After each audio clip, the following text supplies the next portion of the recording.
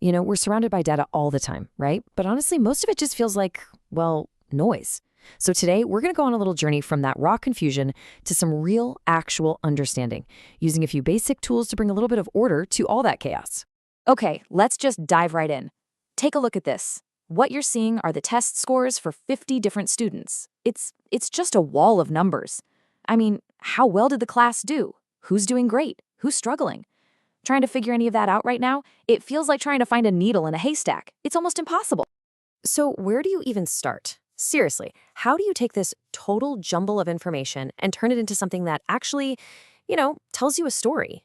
That is the big question we're going to tackle today. All right, here's our game plan. First, we'll talk about the problem itself, what it feels like to be drowning in data. Then we'll get into taming the numbers and creating a picture of data. But then we'll see why the average isn't everything. And finally, we'll get to the really good stuff, understanding the spread. Okay, let's kick things off with part 1, drowning in data, because before you can find any answers, you've got to understand the problem you're starting with. That's ground zero for any real analysis. So that wall of numbers we were just staring at, it actually has a name. It's called raw data, and it's exactly what it sounds like. It's just information recorded in its original, totally unorganized form. It's pure, for sure, but by itself, it's not very helpful. All right, so we know what the problem is. Now for section 2, taming the numbers. This is where we get to roll up our sleeves and really start to create some order from all that chaos. And our number 1 tool for this job, it's called a frequency distribution. Now, it might sound a little technical, but the idea is actually super simple. All we're doing is grouping that raw data into different bins or classes, and then we just count how many numbers fall into each one. That's it. Okay, so check this out.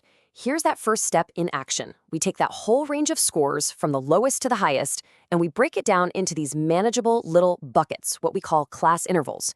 So we've got a bucket for scores from 0 to 9, another one for 10 to 19, and so on all the way up. Next up, we literally go through that big list of 50 scores, one by one, and we make a little tally mark in the correct bucket. So that first score was a 34, right?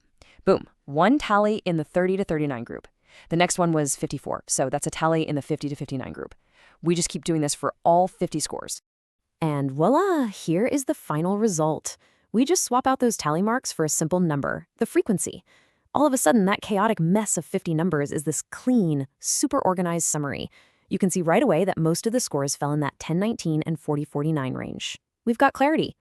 Now, a table is great, it's organized, but you know what? Our brains are visual machines. We can make this even easier to understand.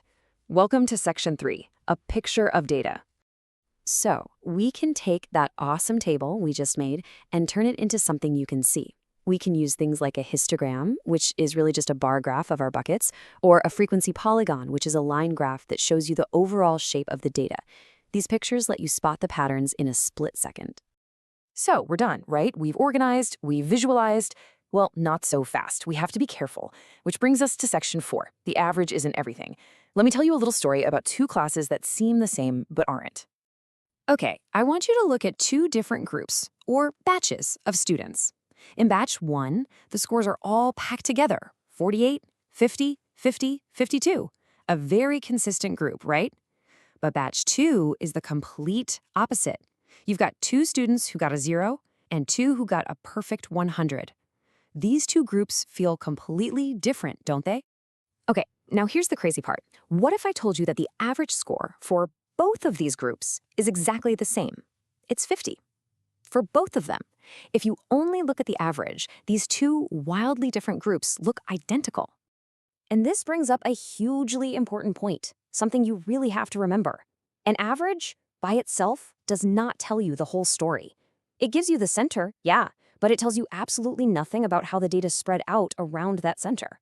Which, of course, brings us perfectly to our final section, understanding the spread. This is the real missing piece of the puzzle that helps us tell the complete story. The idea we need here has a name. It's called dispersion. And all it is a way to measure how spread out your data is. Are the numbers all clustered tightly together, like in batch 1? Or are they scattered all over the place, like in batch 2? That's what dispersion tells us. So how do we measure this spread? One really cool way is something called mean deviation. The logic is so simple. First, you find the average, just like normal. Second, you figure out the distance of every single number from that average. And third, you just find the average of all those distances. It's literally the average distance from the average. Simple, right? All right, let's actually walk through this with a real example. Look at the column on the far left. That's our data. The first thing we do is find the average. All 10 of those numbers add up to 60, so we divide by 10. The average is 6. Easy enough. Now shift your eyes to the column on the right. This shows how far each number is from that average of 6.